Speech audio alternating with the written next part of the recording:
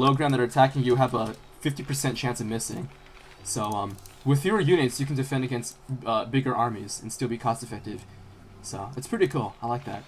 That's also what I mean. This doesn't have to do with this game specifically, but in StarCraft 1, when you had because of the defender's advantage, 2v2 was actually also a lot more interesting because you could defend against two people on your own. That's why bases were apart. When SC2, all your bases are together because it's much harder to defend against players. Yeah, exactly. So one thing, if you notice, like in the expansioning for all the maps here in Starbow, if you look at map design.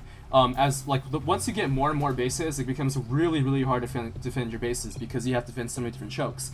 Like the third base isn't really that easy to defend. Oh, actually in this map it's pretty easy to defend. It's pretty easy. Yeah, but like on some maps, actually most maps the third base is really easy to defend. But like in StarCraft 2, this would be pretty hard for Protoss to defend considering there's two choke points that Protoss needs to defend, and it leads to the third base and a natural expansion. So Protoss has force fields though, so yeah, but I think this map would play horrible in StarCraft 2, actually. Yeah, it would be pretty tough for StarCraft 2. Actually, didn't the original map maker for this map make this map for StarCraft 2? It did. It was originally a map for StarCraft 2. Yeah, if you guys didn't know, this map called Texas was originally a map that like a retired map maker was gonna make, but it was like half completed, and the guy went into retirement. So someone went and completed the map for us, and now we have this map, Texas, which is one of my most favorite maps. I love this map. This map is so much fun. Yeah, I agree. It's probably. I hope this map always stays in the ladder pool, just because. Yeah, it's already getting nostalgic. It's the only map I know of, except for Noah's Ark and all the other maps that are coming now. But it was the first map that Starbow used, I believe, without how do you pronounce it? Without having to convert StarCraft 1 map or StarCraft 2 map. Mm-hmm. Oh, we forgot to do player introductions. Oh. Okay, I'll do him really quick. We got Beastyqt here. He's got a Marine. He's got SCVs. He almost lost an SCV, but he does it because he's too good. He is Beastyqt. Oh man, he almost blocked off that factory. And we have our little scruffy Protoss player here. Just kidding. He actually took the first game 1-0. He's up ahead right now. He's red. He's Protoss. He's awesome. He is Buckfast. Boom, boom, boom, boom, boom, boom. Boom, boom, boom, boom. Okay, that's enough. That was an awesome player introduction. Oh, thank you. Oh, Beastyqt here, SCV. Uh-oh, what is he gonna do? Will he drop down to starport? There you go for some proxy banshees. Perhaps he's just hiding it because he wants to see if his opponent goes for an expansion or not. Just for later scope. Oh no, he's yeah. He's definitely gonna, and he also has 3 guys on gas, so he has enough gas to go for starport. I think he might go for some proxy banshees.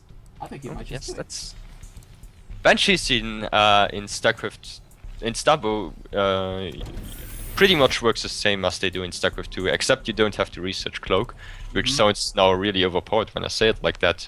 But you have a really short cooldown on Cloak, so it doesn't last. It lasts 8 seconds, I believe, and its cooldown is like 16 seconds, something like that. Not too sure about the numbers. Oh, and Banshees also have 4 range instead of 5, but they have an upgrade that can make it 6 range, and they're actually a lot more microable because they have a less of a delay. So essentially, like, right when the Banshee attacks, it's still able to keep on moving. Whereas in StarCraft 2, it's got, like, a delay. So the Banshee in StarCraft 2 is a little bit harder to micro.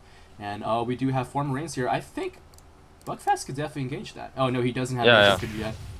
But still, he can push it back a little bit. Yeah. But Beastyqt just wanted to scare him a little away. Make him think that he wants to get his expansion.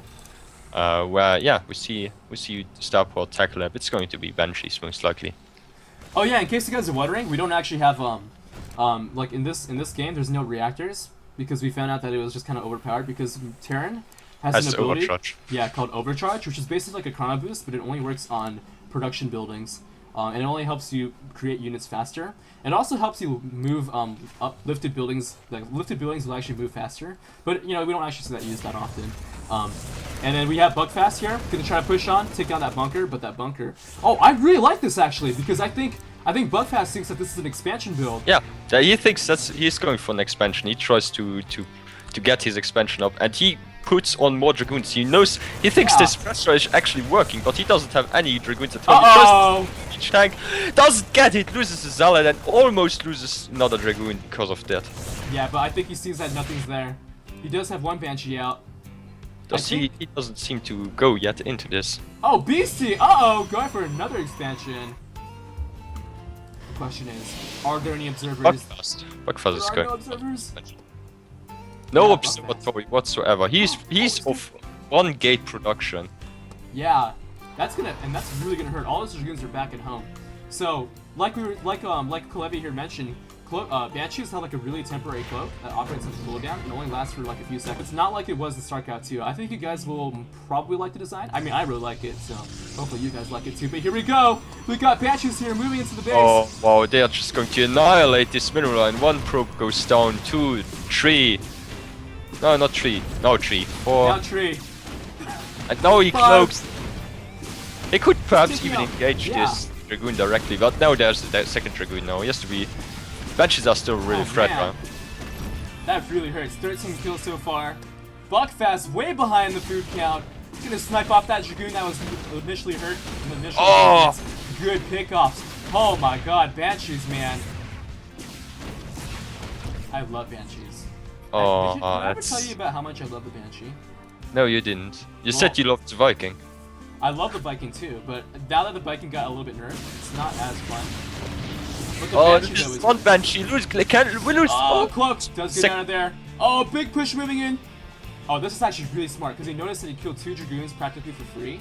He's got 3 siege tanks, a ton of Marines, and by a ton I mean by 9. And we have a ton of SCVs, and by a ton I mean by 4. How many probes went down? 17 probes. 17 probes, man. I can't even count that high. I don't know. Okay, Buckfast got another expansion, so he knows that. Yeah. Oh, GG, Buckfast.